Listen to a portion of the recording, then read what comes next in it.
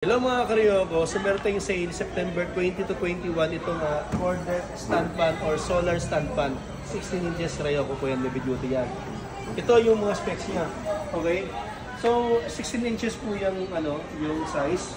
Tapos sabay kasama siyang dalawang ilaw na LED light na LED. Matagal malobat. Saka matagal to masira kasi LED na siya.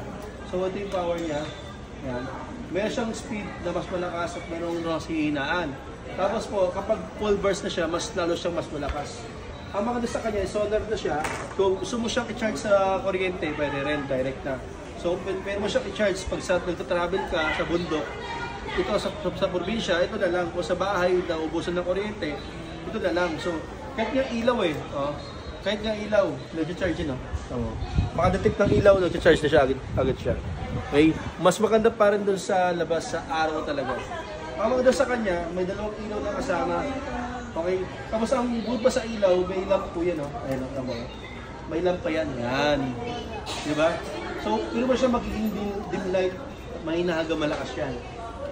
Ito kasi mahabang kuwan nito Kahit nga ikukulit mo sa kabilang sala, ganun. Kasi mahaba yung wire ito, 2 piraso pang LED niya. Yun po. Tapos po, ang mga dabas sa kanya, ito cell. Dito, pwede ka mag-charge ng cellphone. Ayan. Pwede ka mag-charge ng cellphone kung nalulubat ka na.